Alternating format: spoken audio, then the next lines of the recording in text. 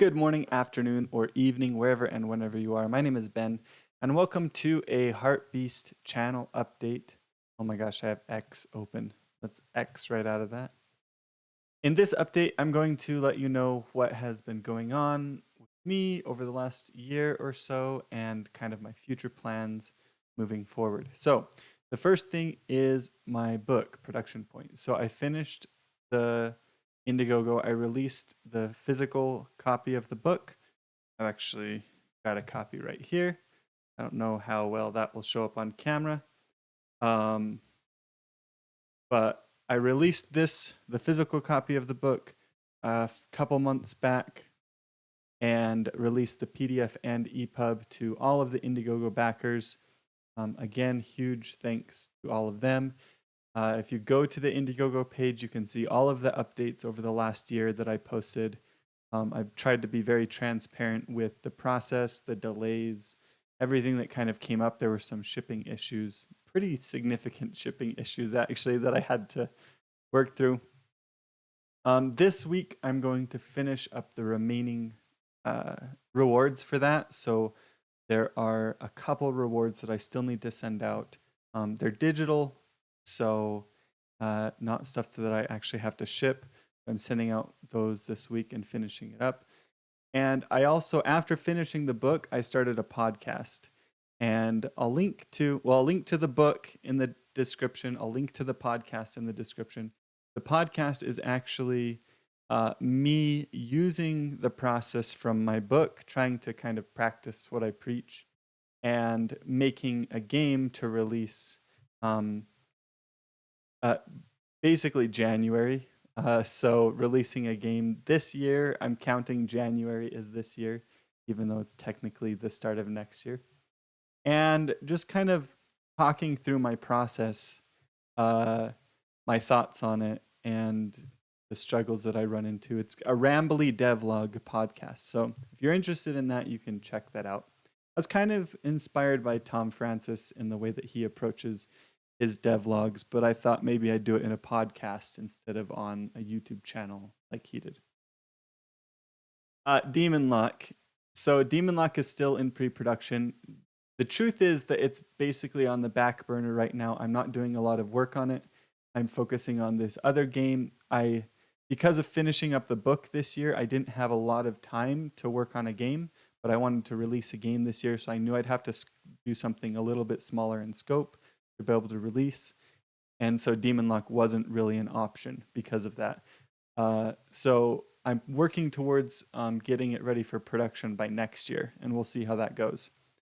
The deck building YouTuber series that I promised forever ago back in December, I am canceling that series. I started actually recording for it. I recorded 3 videos for it. But I started the project in Godot 3, and obviously everybody knows that Godot 4 came out. And I just wasn't really feeling it anymore. I wasn't enjoying recording it. The project didn't feel like it was coming together very well. I may retry that idea later, but for now, I've just canceled it. I'm going to look at some other stuff. I made a community post here on YouTube for that if you want to check it out. And I already gave you kind of what I said in the post. New YouTube content. That brings me to this next step. I just realized that I have my headphones not all the way on. I guess I'll just take them all the way off. That's better than just having them halfway on. So the plan for YouTube is the next little while, I'm probably going to be doing some one-off videos. I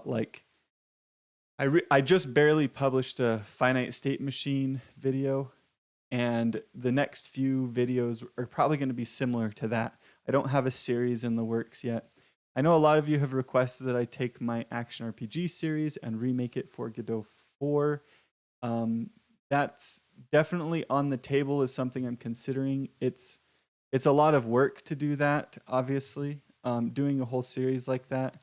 And in the back of my mind, I've just been thinking like, well, why don't I take that and turn it into a whole course instead of just doing like a shorter series on YouTube? What if I did a full course? But don't get too excited because I don't know exactly what I don't know what I'm gonna do there. So I'm kind of unsure of what to do next. I'll be doing a few one-off videos, maybe some pixel art stuff, maybe some um, kind of programming patterns that could be reused in multiple projects. I don't know. If you have ideas, let me know in the comments below. I don't want to commit to anything yet because I haven't really figured out where I'm going to go yet. So as for courses, I released the turn-based course early this year. I don't remember if I mentioned that yet, but it's on my website. It uses Godot 3, so I was recording it in Godot 3. Godot 4 hadn't come out, so it uses the long-term support version of Godot still. And I'm pretty sure that 3 is still the long-term support version. It's also more of an advanced course. I do not recommend it for beginners. If you want to take it in Godot 4, the answer is that I've had students do it in Godot 4, and the Discord has been helpful for people who are trying to take it in Godot 4. They've shared, the students who have done it have shared the things that they learned and some of the changes that they found. But I don't really recommend it unless you're really experienced with debugging. And this is big. I completely re-recorded the 1-bit Godot course for Godot 4, and that's a free update for anybody who owns the original version of the course. So if you purchased my 1-bit Godot course, which is quite a few people actually, you can go to the course, and at the very start there will be an upgrade lecture where you can upgrade to the Godot 4 version for free. And when I say upgrade, what I mean is it just enrolls you in the other course. So you'll actually have access to both courses, the Godot 3 and the Godot 4 version. That update, there are people who asked for, they wanted to be able to donate. Since I did that as a free update, they wanted to be able to send some money my way, and that's why I did it that way. So there is an option to donate, but you can upgrade completely for free. The only reason to donate is just to support me. I'm working on a new pixel art course right now, so it's I have my older pixel art courses. I was starting to feel like they were a little out of date. I've come a long way since I recorded those courses. I've learned a lot about pixel art, and I want to share the things that I've learned. So I'm making a new course, and this one is, the pitch for this course is, I've already started recording it. It's practical pixel art, so for game developers. So we're actually making pixel art for games. So the first few sections are a little bit theoretical. I cover the basics of stuff. But then the very first meaty section is we make all of the assets for a simple platform game. That includes tile sets, characters, animations, and so I start off the course with that, and I want to do other genres. So the idea is I'll have a variety of different genres, and we'll make all of the pixel art required to make a simple game in that genre. So that's what I'm working on there. Also, I've been doing a summer sale on my current courses on my website, and I've decided to extend that. So if you missed on that summer sale, you didn't know about it, I'm extending it for another month. So yeah, there's still an opportunity to do that because I will be extending it. Okay, so the last thing, and this is the thing this is the thing that I'm most excited about. So I talked about the podcast at the beginning. So I've been working on a game. I'm using the process from my book.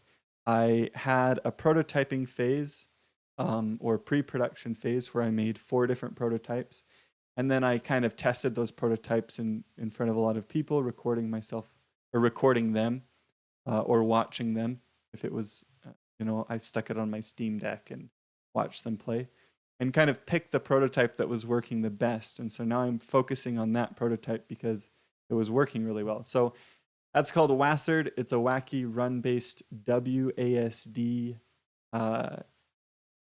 wizard game. And I'm going to be taking it to Kickstarter probably in August. So this is the end of July. So sometime in August, I will be doing a Kickstarter for that. I'll have a link in the description if you're interested in learning more about that as well. That kind of brings me to, the fact that I've been feeling very strongly lately that um, a lot of my students and the people that I teach have gone on to kind of live their dream of being indie game developers. I have one student who um, has already released a game on Switch, Wally and the Fantastic Predators, and he's working on his second game right now, which is looking really cool. I don't know what he wants me to say about it, so I won't say anything. Um, I have a student that is part of the team for One Lonely Outpost, which just released on Steam in early access. And it just looks amazing. It has this really cool 3D pixel art style. Um, I've heard it pitched as like Stardew Valley in space. And I had a student who was part of the project for Crowsworn, which it raised over $1 million on Kickstarter. Um, and these are just the ones I know about. I'm sure I have students who I have lost contact with who've been able to kind of live out their dreams making games. And I know this is kind of cherry picking, um, because I've had tons of students and some of them went on to be programmers or went on to do other things and didn't go down the games route. But I've just been feeling like I have I don't want to miss out on the whole reason I started this from the very beginning was to be able to make games. And I've released End Hall and I've released Tic Tac Tink. So I've released 2 commercial games since I started doing this, but I've been doing it for 10 years. And that doesn't cut it for me. And not only that, but those games weren't financially successful. I would say they were successful from like I learned a lot and had fun doing them, but they weren't financially successful. And so I want to be able to kind of chase that dream myself that a lot of my students have been doing. And I see the way of doing that as releasing a game every year over the next 5 years. And so that's kind of my goal. So Wassard, the wacky run-based wizard game, is the first one that I will be releasing. And I hope you check out the Kickstarter page for it. Anyway, this is the end of my update. Thank you all so much for watching. Be sure to leave a comment below if you have any questions for me, and I will talk to you all later.